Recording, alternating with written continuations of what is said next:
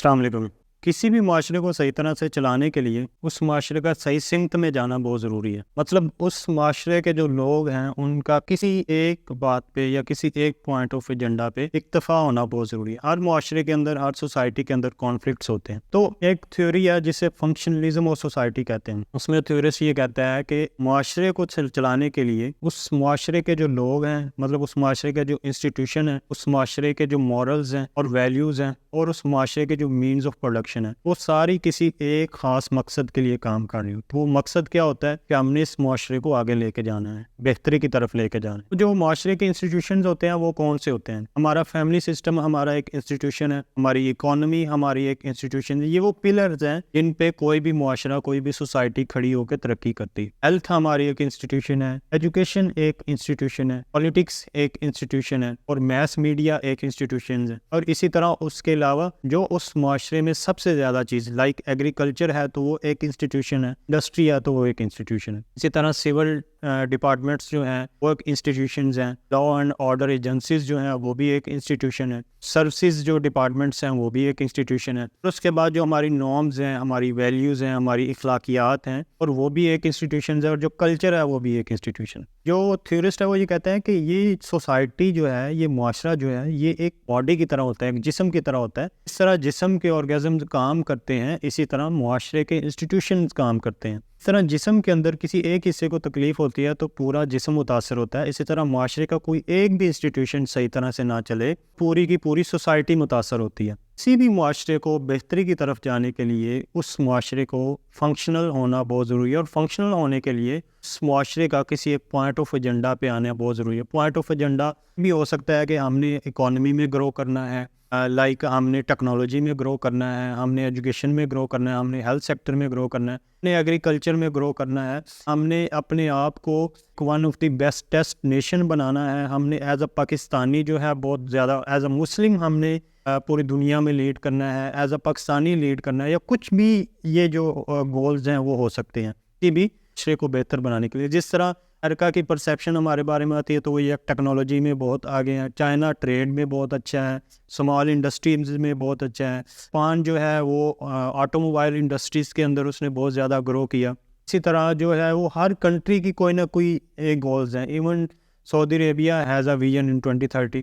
کوئی بھی ملک جو ہے وہ کسی نہ کسی سرٹن گولز پہ چل رہے ہوتے ہیں، کسی نہ کسی ویژنز پہ چل رہے ہوتے ہیں، کو وہ چاہتے ہیں کہ ہم نے ایز اے نیشن یہاں پہ جانا ہے۔ پاکستان جو ہے وہ ایک کنفیوز آئیڈیالوجی، مطلب کوئی آئیڈیالوجی ہے ہی نہیں، ہمیں اب تک جو ہے وہ کنفیوز رکھا گیا ہے، مطلب ہمارا سارا سسٹم ہی کنفیوز، اپنے فاؤنڈنگ فادر کو کنفیوز کر دیا ہم نے، ہمارا کانسٹیٹیوشن ایک کنفیوز کانسٹیٹیوشن ہے، یہ آئیڈیالوجی ایک کنفیوز آئیڈیالوجی ہے، ہماری فورن پالیسی کنفیوز ہے، ہماری ایجوکیشن ہے وہ کنفیوز ہے، ہم نے ریلیجن کو ہم نے کنفیوز کر دیا۔ اسی چیزوں کو لے کے جو کچھ چیزیں تھیں وہ آپ سے شیئر کرنا چاہتا ہوں، اور اس کا سلیوشن کیا ہے، حل کیا ہے، جو میرے مائنڈ میں آتا ہے وہ بھی ڈسکس کروں گا۔ سب سے پہلے جو کنفیوژن یہ ہے کہ پاکستان بنا کیوں؟ پاکستان کے جو فاؤنڈنگ فادرز تھے، قائد اعظم رحمۃ اللہ علیہ، ہم نے ان کی جو ہے وہ پرسنالٹی کو کنفیوز کر دیا۔ ابھی بھی آپ چیک کریں گے تو ملینز آف جو ہے وہ آرٹیکلز آپ کو مل جائیں گے کہ واز قائد اعظم سیکولر اور واز قائد اعظم اسلامسٹ۔ تو قائد اعظم کی جو آئیڈیالوجی کیا تھی، آئیڈیالوجی صرف اور صرف یہی تھی کہ قائد اعظم صاحب ہندو مسلم اس کمیونٹی کے اندر مسلم رائٹس کے لیے آئے تھے، اور رائٹس پہ بات آگے چلتے چلتے تو ٹو نیشن تھیوری کے بعد ہم نے اس ملک کو الگ کر لیا اور ایک آزاد ملک بنایا۔ سیکنڈ ورلڈ وار کے بعد برٹن واپس چلے گا اور ہمیں ایک آزاد ملک مل گیا۔ اس کے لیے بھی بہت ساری قربانیاں دی، اور اس قربانی کو صرف یہ کہہ کے ضائع کر دینا کہ انہوں نے کچھ بھی چیزیں کلیئر نہیں کی۔ ایک ملک بن گیا، ایک اس میں ان کے ساتھ پوری ان کی ٹیم تھی، ان کے ساتھ بہت سارے لوگوں نے ان کا ساتھ دیا، اور اس کے بعد ایک کنٹری بن گیا۔ اور اس ملک کو آگے چلانے کے لیے ہم نے کیا کیا؟ سب سے پہلے ہم نے ان کی ذات کو جو ہے وہ کنفیوز کر دیا، جس پہ آج بھی ڈیبیٹ ہوتی ہے۔ اس کے بعد ہم نے کیا کیا؟ ہمارا کوئی کانسٹیٹیوشن نہیں تھا، کوئی آئین نہیں تھا۔ اس کے بعد 73 تک 3 آئین بنے۔ 1956 کا آئین جو ہے وہ 58 میں ایبروگیٹ ہو گیا، 62 کا آئین بنا، اور اس کے بعد 73 کے آئین میں لفظ اسلامی جمہوریہ پاکستان لکھا گیا۔ جو 73 کا آئین جو ہے، جو بھٹو صاحب کے دور میں بنا، تو 73 کے آئین کے اندر 1974 کے اندر امینڈمنٹ کی گئی اور اس امینڈمنٹ میں قادیانیوں کو کافر قرار دیا گیا. وہ 73 کا آئین تھا جس میں ہم نے یہ بنایا کہ ہم یہ ایک اسلامی جمہوریہ پاکستان ہے, اور 73 کے آئین کے بعد 74 میں قادیانیوں کو کافر قرار دیا گیا. اور اس میں یہاں پہ منافقت دیکھیں کتنی بڑی ہے کہ ہم نے قادیانیوں کو کافر قرار دیا اور لفظ اسلامی جمہوریہ پاکستان آئین میں لکھا گیا, اور اسلام جس کی بنیاد جو ہے وہ اللہ کی واحد کتاب ہے جو قرآن مجید ہے, اور اس قرآن میں لکھا ہوا ہے کہ سود جو ہے وہ اللہ اور اس کے رسول کے لیے جنگ ہے. تو اس سود کو ختم نہیں کیا گیا. وہ سود پہ آج بھی ملک ویسے ہی چل رہا ہے. اگر اس کو ختم کرتے تو جو ایلیٹس ہیں جنہوں نے یہ ساری چیزیں وہ اسلام کے اندر وہ تبدیلیاں کی جس سے مذہبی حلقوں کو اپنا سیاسی فائدے کے لیے استعمال کیا جا سکتا تھا, اس پہ وہ کام کیا, لیکن جس پہ ہم نے ایز اے نیشن لوگوں کو لے کے چلنا تھا اس پہ کام نہیں کیا گیا. سود پہ آج بھی ملک چل رہا ہے, اور اس کی وجہ سے ہم کتنے قرضے میں ہیں اس کی ڈیٹیل ایک الگ سے بحث ہے. اس کے بعد ہماری فارن پالیسی کی بات کرتے ہیں. 47 کے بعد جو ہے پاکستان بنتے ہی لیاقت علی خان صاحب نے امریکہ کا دورہ کیا, اور وہاں سے آج تک ہماری فارن پالیسی آزاد نہ ہو سکی. امریکہ کو ہم نے اپنا جو ہے وہ پیسے کا رہنما بنا لیا, جو سعودی عربیہ کو ہم نے اپنا مذہبی پیشوا بنا لیا, چائنا کو ہم نے اپنا ٹریڈ پارٹنر بنا لیا, انڈیا کو ہم نے اپنا دشمن بنا لیا, افغانستان کو ہم نے جہادی پارٹنر بنا لیا, اور سوویت یونین کو ہم نے توڑ کے رشیا کے بارے میں ہم نے یہ بڑے فخر سے کہتے ہیں کہ ہم نے سوویت یونین کو ہم نے توڑا ہے, ہم نے ختم کیا. تو آج تک جو ہے رشیا کے ساتھ ہم نے اپنی ٹریڈ اس لیے نہیں بحال کر سکے کہ امریکہ ناراض ہو جائے گا. چائنا کے ساتھ جو ہے ہم بہت زیادہ جو ہے وہ بائیلیٹرل ریلیشنز کی طرف نہیں جاتے, پھر امریکہ ناراض ہو جائے گا. ایران کے ساتھ ہم تیل کے معاہدے اور گیس کے معاہدے نہیں کرتے, سعودی عربیہ ناراض ہو جائے گا. اور اسی طرح جو ہے وہ جو باقی سارے ملک جو ہے وہ 190 کے قریب ملک ہیں, ان کے ساتھ ہماری کوئی خارجہ پالیسی نہیں ہے. تو یہ ہے ہماری فارن پالیسی. یہ وہ فارن پالیسی ہے جس میں ریمن ڈیوس 2 لوگوں کو قتل کر دیتا ہے اور ہم اسے چھڑوا نہیں سکتے, مطلب اسے ان کو انصاف نہیں دلوا سکتے. یہ وہ فارن پالیسی ہے جس میں جو وہ کنفیوز فارن پالیسی ہے ہماری, کہ جس میں ڈاکٹر عافیہ کو پکڑا جاتا ہے اور آج تک ہم اس کا کیس کو پروسیڈ نہیں صحیح طرح سے کر پاتے. یہ ہماری جو ہے وہ اتنی سی جو ہے وہ ایز اے پاکستانی ہماری فارن پالیسی کی یہ اوقات ہے.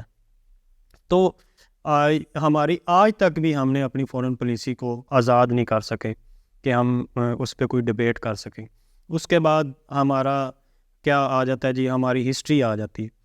ہم نے اپنی ہسٹری کو کنفیوز کیا. کس طرح سے کنفیوز کیا کہ پاکستان بننے کے بعد ہم نے مطالعہ پاکستان معاشرتی علوم کی کتابیں پڑھائیں اپنے بچوں کو, اور اس میں 3-4 سوالوں کے بعد کوئی ہسٹری کا سوال ہی نہیں ہے. مطلب پاکستان کیوں بنا؟ پاکستان اس لیے بنا جی کہ ہندو جو ہیں وہ مسلمانوں پہ ظلم کرتے تھے اور پاکستان بن گیا. لیکن ہسٹورینز ایسے نہیں کہتے. یہ جنگ آزادی سے پہلے تو بہت اچھے رہ رہے تھے. یہ کیوں نہیں بتایا گیا کہ یہ ڈیوائڈ اینڈ رول کی پالیسی تھی ان سب کو آپس میں لڑانے کی؟ پاکستان کس نے بنایا؟ قائد اعظم نے بنایا. قائد اعظم صاحب کے ساتھ جو پوری ٹیم تھی جن کی قربانیاں تھیں ان کا کوئی ذکر نہیں ہے. پاکستان کب بنا؟ 1947 کو بنا, 14 اگست 1947. یہ سوال ہے. اس کے علاوہ قائد اعظم صاحب علامہ اقبال صاحب کی وفات اور ان کی پیدائش اور ان کا کام. اس کے علاوہ ہسٹری کیا ہوتا ہے کہ آپ اس نیشن کو ان کی ہسٹری بتائیں. ہسٹری کے اندر انڈس ویلی ہے, اس کا کوئی ذکر نہیں ہے. ہسٹری کے اندر ہماری کشمیر کی ہسٹری ریچ ہے, اس کا کوئی ذکر نہیں ہے. ہسٹری کے اندر ہماری گلگت بلتستان کی ہسٹری ہے, اس کا کوئی ذکر نہیں ہے. ہسٹری کے اندر پنجابیوں کی ایک بہت ہی پرانی تاریخ ہے جس کا کوئی ذکر نہیں ہے. ہسٹری کے اندر پختونوں کی ایک تاریخ ہے جنہوں نے بہت قربانیاں دی ہیں, ان کا کوئی ذکر نہیں ہے. ہسٹری کے اندر بلوچوں کی تاریخ ہے, ہسٹری کے اندر سندھیوں کی تاریخ ہے, ہسٹری کے اندر اردو نیشن کی تاریخ ہے, جس کو کوئی ہسٹری کے اندر اس طرح کی کوئی بات نہیں. اور اس میں ہم نے پھر اس طرح کی جب چیزیں ہوتی ہیں نیشنل لیول پہ, نیشنل انٹرسٹ کے نام پہ جو چیزیں ہوتی ہیں, تو پھر اس ہسٹری کو پڑھ کے ایک بچے کے ذہن میں کیا جائے گا کہ ہماری ہسٹری کیا ہے؟ کیا وہ بچہ کسی اور بچے کے ساتھ، کسی اور کنٹری کے بچے کے ساتھ اپنی ہسٹری کو ڈیفینڈ کس طرح سے کر سکتا ہے کہ ہم ایز اے نیشن کیا تھے، ہمارے بزرگ کس طرح سے انہوں نے زندگی گزاری، ہمارا کلچر کیا تھا. تو یہ ہماری ایک کنفیوز ہسٹری ہے کہ مرڈر آف ہسٹری کے اندر ہم نے دیکھا کہ ہم نے کس طرح اپنی ہسٹری کا مرڈر کیا، ہماری ہسٹری کو ایک طرح سے اس کا قتل کیا گیا. اور اس کے بعد اگر ہم دیکھتے ہیں تو ہم ایجوکیشن پہ آتے ہیں. ہمارا ایجوکیشن اٹ سیلف ایک کنفیوز جو ہے وہ نظام تعلیم ہے. ایک نظام تعلیم ہوتا ہے جو سلیبس ہے وہ اٹ سیلف جو ہے اس میں بہت بڑی کنفیوژن ہے کہ امیر کا سلیبس اور ہے، غریب کا سلیبس اور ہے. امیر کے لیے جو ہے وہ انگلش برٹش سکولز ہیں، غریب کے لیے جو ہے وہ اردو سکول میڈیم سکولز ہیں. تو یہ ہمارا نظام تعلیم ہے. کوئی بھی جو کلاس سسٹم کو پروان چڑھایا گیا، جو کلونیل مائنڈ سیٹ آج بھی زندہ ہے، وہ یہی ہے ہمارا نظام تعلیم. ایچیسن کالج کے اندر کوئی بھی غریب کا بچہ نہیں پڑھ سکتا. تو اس کے بعد نظام تعلیم یہ ہوتا ہے کہ یا تو کو ایجوکیشن سسٹم ہوتا ہے یا کو ایجوکیشن سسٹم نہیں ہوتا، مخلوط نظام تعلیم ہوتا ہے یا غیر مخلوط نظام تعلیم ہوتا ہے. تو ہمارا ایجوکیشن سسٹم کیا ہے کہ یہ مکس ہے. مطلب پرائمری کے اندر ہمارا بچہ پرائمری تک جو ہے وہ کو ایجوکیشن میں پڑھتا ہے، مڈل ہائی اور انٹر تک وہ پھر کو ایجوکیشن سسٹم سے نکل کے غیر مخلوط نظام تعلیم میں آ جاتا ہے. اس کے بعد پھر وہ یونیورسٹی میں آتا ہے، جی آؤ جی آپ کے لیے پھر کو ایجوکیشن سسٹم ہے. تو کیا اس طرح کا پوری دنیا میں کہیں پہ کوئی ماڈل نہیں ہے؟ تو یا تو مخلوط نظام تعلیم ہوتا ہے یا غیر مخلوط نظام تعلیم ہوتا ہے. اور اس پہ اس کے بعد جو جنریشن نکلتی ہے وہ پھر کنفیوز ہی رہتی ہے کہ ہمارے ساتھ یہ ہوا کیا. اس کے بعد ریلیجن ہے. تو ریلیجن کے ساتھ ہم نے کیا کیا ہے، ہم نے اس میں اپنے مذہب کے ساتھ اس پاکستان کے اندر ایک کھلواڑ کیا ہے. اپنے اس میں کیا کیا ہے کہ ہم جو ریلیجن کی بات کرتے ہیں کہ جو پاکستان جو اسلام کی بنیاد پہ بنا اسلامی جمہوریہ پاکستان ہے، اس کے اندر سب سے زیادہ اسلام کا مذاق اڑایا گیا. اس نہ پوری دنیا کے اندر اتنا جو ہے وہ اسلام کا مذاق نہیں بنایا گیا جتنا بھی. ہمارے بچوں کو جمعے کی مسجدوں کے اندر مغرب کی نفرت سکھائی گئی. ایک مسجد کے اندر جاتے ہیں تو اس کے اندر جہاد کی طرف ترغیب دلائی جاتی ہے، دوسری مسجد کے اندر جاتے ہیں تو کھیرا کھانے کا اسلامی طریقہ بتایا جاتا ہے، تیسری مسجد کے اندر جاتے ہیں تو رفع دین کرنا ہے یا نہیں کرنا اس کے بارے میں بحث ہو رہی ہے. کسی چوتھی مسجد کے اندر جاتے ہیں تو یہ بتایا جاتا ہے کہ آپ نے جو عید میلاد النبی کو کس طرح سے منانا ہے یا نہیں منانا. کسی پانچویں مسجد کے اندر چلے جاتے ہیں تو اہل بیت کا ذکر ہوتا ہے کہ ان کے ساتھ اگر آپ کی نہیں ہے محبت نہیں ہے تو آپ ایک مسلمان نہیں. تو یہ وہ کنفیوژن ہے جو فرقہ واریت کی اس ٹرمز میں ہمیں سکھائے گی. ہمارا ایک بچہ جو ہے وہ 5 مختلف جو ہے یہ بہت سارے فرقے ہیں، صرف 5 جو مختلف جو ہے وہ فرقوں کی مسجد میں نماز پڑھ لے تو وہ خود ہی کنفیوز ہو جائے گا کہ یہ ہے کیا. تو یہ وہ کنفیوژن ہے جس میں ہم نے اسلام کا مذاق اڑایا گیا. ہمارے مذہبی ہماری ایلیٹس نے جو مذہبی لوگ ہیں ان کا استعمال کر کے کس طرح انہیں پولیٹیسائز کیا، اسلام کا کس طرح سے مذاق بنایا گیا. یہ ہم نے اس میں کس طرح سے ہم اپنی نیشن کو پروان چڑھایا اسلام کے نام پر. ہم نے کتنے بڑے ظلم کیے لوگوں کے اوپر. بلاسفیمی کے کیسز پہ اسلامی جمہوریہ پاکستان ہے جس میں بلاسفیمی کا کیس آج تک واضح نہیں ہو سکا کہ اس میں ہونا کیا ہے. مائنورٹیز کے رائٹس کی بات کریں تو وہ بھی آج تک جو ہے اس میں بھی کوئی بھی کلیئر نہیں ہو سکا کہ ہم نے اس میں وہ بھی ان کی بھی ایوریج جو پاپولیشن ہے وہ دن بہ دن کم ہو رہی. تو یہ وہ کنفیوژن ہے، جو کنفیوز مائنڈ سیٹ ہے جس کو ہم نے اس نیشن کے اندر پروان چڑھایا. اور وہ حلقے اتنے پاورفل ہو چکے ہیں کہ ان کو اگر آپ ہلائیں گے بھی تو وہ جو ہے پورے سسٹم کو ہلا کر رکھ دیتے ہیں. تو اب ایک کنفیوز نیشن کے اندر آپ پلے بڑے ہیں، کنفیوز نیشن کے اندر آپ یہاں تک پہنچ گئے ہیں تو آگے کا بھی کوئی ہمیں جو ہے وہ غار کے بعد سے کوئی روشنی نظر نہیں آ رہی. تو اس میں کرنا کیا ہے ہم نے، اس کا حل کیا ہے، اس کا سلوشن کیا ہے. تو سلوشن جو ہے ایک سلوشن ہوتا ہے کہ ٹاپ ڈاؤن اپروچ، مطلب اوپر سے چیزیں ٹھیک ہوتی ہیں. باٹم اپ اپروچ نیچے سے چیزیں ٹھیک ہوتی. تو ٹاپ ڈاؤن اپروچ میں جو ہمارے ایلیٹس ہیں جو 5% ہیں جس میں بیوروکریٹس ہیں، حکمران ہیں، جسٹس سسٹم ہے، ہمارا میڈیا ہے اور ہماری جو ہے وہ لا اینڈ آرڈر ایجنسیز ہیں جو 1947 سے لے کے اب تک جو ہیں وہ اپنے مفاد کے لیے کام کر رہے ہیں، ان کا کوئی ویژن نہیں ہے، کوئی مشن نہیں ہے کہ ہم نے اس نیشن کو کس طرف لے کے جانا ہے، ہم نے اس نیشن کو کیا نیشن بنانا ہے، ہم نے پوری دنیا کے اندر اپنا سافٹ امیج کس طرح ڈیولپ کرنا ہے، ان کو صرف اور صرف اپنی غرض ہے. تو یہ تو ٹھیک ہونے والا نہیں ہے. تو اس میں کرنا کیا ہے، الیکشن ویسے بھی ہمارا قریب ہے، کرنا یہ ہے کہ آپ کے پاس جو بھی کینڈیڈیٹ آتا ہے، بے شک وہ پروونشنل جو ہے وہ اسمبلی کا کینڈیڈیٹ ہے یا وہ نیشنل اسمبلی کا کینڈیڈیٹ ہے، آپ نے ان سے صرف چند سوال کرنے ہیں کہ سر آپ میرے اس ایریا کے یہ مسئلے ٹھیک کر دیں گے تو ہم آپ کے ساتھ چل سکتے ہیں. وہ سوال کیا ہیں؟ وہ سوال یہ ہے کہ ان سے یہ سوال کرنے ہیں کہ آپ کی جو ٹیریٹری ہے، آپ کا جو ایریا ہے، آپ کی جو آپ کے حلقہ ہے جس کے اندر سے آپ نے ووٹ لینے ہیں، کیا آپ اس حلقے کے اندر سے کرپشن ختم کر دیں گے؟ کیا آپ اس حلقے کے اندر صحت کا نظام ٹھیک کر دیں گے؟ کیا آپ اس حلقے کا لٹریسی ریٹ، آپ پورے پاکستان کا نہ جائیں، اس حلقے کا لٹریسی ریٹ بہتر کر سکتے ہیں؟ کیا آپ اس حلقے کے اندر ہماری خواتین کو، عام خواتین اور ایک چھوٹی بچی جو اسکول کالج جا رہی ہے، خواتین جو کام کے لیے جا رہی، کیا وہ اکیلی خواتین گھر سے باہر جا سکتے اور آ سکتے؟ کیا آپ اسے تحفظ دے سکتے ہیں؟ کیا آپ اس حلقے کے اندر جو بے روزگار لوگ ہیں، کیا آپ اس کے اندر آپ ایک اسمال انڈسٹریز لگا کے لوگوں کو انہی کے ایریا کے اندر جو ہے وہ روزگار مہیا کر سکتے ہیں؟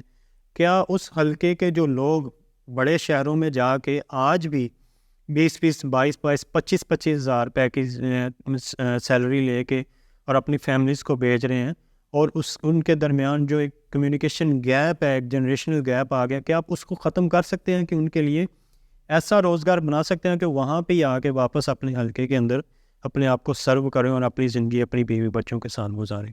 کیا آپ اس حلقے کا جو ایگریکلچر سسٹم ہے اس کو ٹھیک کر سکتے ہیں؟ کیا اس حلقے کے اندر جو تھانے کا سسٹم ہے اس کو ٹھیک کر سکتے ہیں؟